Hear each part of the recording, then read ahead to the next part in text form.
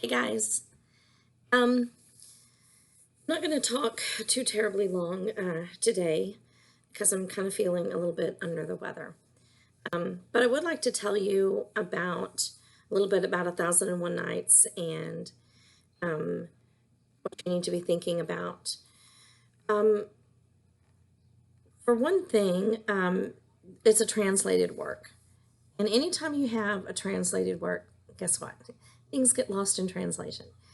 So you have to keep that in mind. And this has been translated many, many times. I don't know that I've chosen the best translation, but I, personally, from the ones that I've read, they're all about even keel. Um, Clearly, some claim to be the best, but it doesn't always happen. It's a pretty good translation. It's quite understandable. Um, I think if it's too Europeanized or Americanized in its translation, it really takes away from um, you know from the original. I mean, even more so um, than just being translated. But I want you to realize as you're reading, I'm going to have you read, a variety of stories, but, and it's quite lengthy, by the way. Of course, it's called A Thousand and One Nights. And so these stories spanned the course of A Thousand and One Nights. So yeah, there's a lot of stories in there, many, many chapters. And I think the shortest translation I've ever seen is about maybe just under 700 pages. So it's quite a lengthy book, but it's speckled with many different types of stories, very similar to the Canterbury Tales. You know how some of those were the Arthurian romance or the chivalric romance, and you got the Beast Fable and so on and so forth. Um, but it's very similar to the tales that were told in A Thousand and One Nights. Some were told for strictly entertainment purposes. Some were more for teaching purposes. It just really kind of depended on the story, and we can learn a little bit of something from all of them, or from each of them. You had tales of humor, you had tales of romance, you had tales where clearly it was the class and gender that was kind of highlighted, or in the forefront of uh, of what was going on. You had tales of wonder, tales that really depicted Orientalism, which we will get into a little bit more. But it's, a lot of those, combined into one very, very, very long frame tale. Yes, it's another frame tale. This one is actually more of the classic frame tale. So keep that in mind. It has the very small story on the outer shell, the frame, and then you've got those thousand and one nights in between. So that's the picture, so to speak. Um, you can read the intro if you want to. I encourage you to go ahead and read it at some point. I'm going to kind of give you bullet points of it to tell you what it's a little bit about. That way, you won't be completely lost if you skip the intro. It's quite entertaining. So, it's basically about two kings. You have the King Shahryar, who's um, the younger king, and then Shahrazad, I believe, is the older king. Um, they were kings in two different lands, and they hadn't seen each other in quite a while. And one day, Shahryar was like, "You know what? I want to go visit my brother. Go tell my brother I'm coming to see him."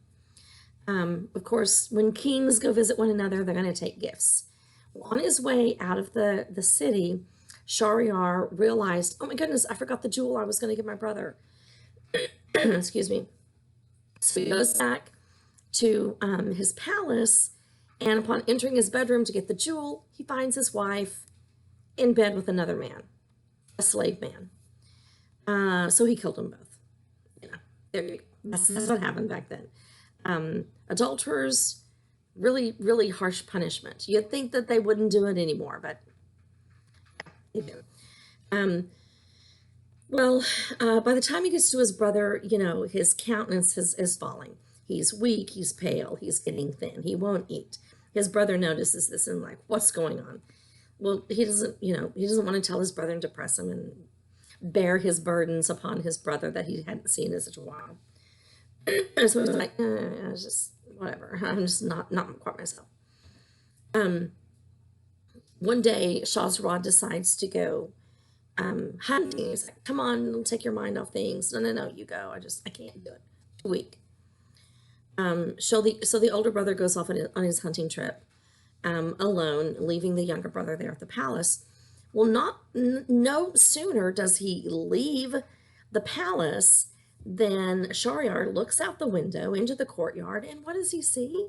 Oh my goodness, he sees his brother's wife and all her ladies in waiting, so to speak, her mistresses, her handmaids, going out there with her to the fountain, and a bunch of slave men going out there to the fountain, and they all take their clothes off.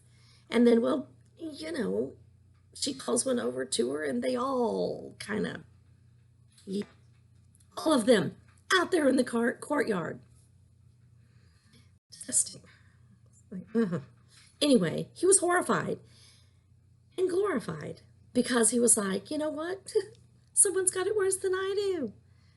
I thought it was bad that I had the one wife, but he's got his wife and all the mistresses. They're all doing this. That's terrible. And so he starts feeling better because his brother has it worse than he does. Well, when his brother comes home, he notices, wow, he's really feeling better. He's eating. He's starting to look, healthier. And he's like, tell me what's going on. So he tells his brother. He doesn't believe it. He's like, you got to see for yourself. Well, the next day, I'm going to go hunting again. You guys leave without me. Anyway, he kind of leaves. He sneaks back in. Sure enough, there's the wife and all the mistresses going out there and getting on with all the slave men. He was horrified, saddened, had them all killed. Because, you got to do. Can't take them back. Can't forgive them. Anyway, they decide as brothers, let's go and roam the land. Forget all this back here, Let's go see if we can see, is this happening to other men? Are they all as unfortunate as we are? Or is there anyone more unfortunate than poor King Shahrazad? I'm probably saying his name wrong. I should have written that down. Shahryar. I know I've got that one right. Anyway, so they go out, and sure enough, they happen upon a genie, magic guy, who's carrying a chest on his head. Then he takes the chest off his head, and out of the chest takes a box. In the box is a woman who's chained up, like an actual human female. The genie falls asleep, and the woman, I know you're up there, man. Come on down to me. Let's get it on. And the guys are like, what? Are all women this way? What's going on? Tell us what the deal is. She says, yeah, the genie, he puts me in the chest, he puts me in the box, he thinks he has me all, But doesn't he know that if a woman wants something, she's gonna get it? And they're like, what? All women? That's the way it is with you women? She's like, yeah. Look at all the rings I have from all the people all the men that I've encountered, that I've slept with while, the old genie's sleeping. He doesn't know. So basically she said, you can't trust a woman.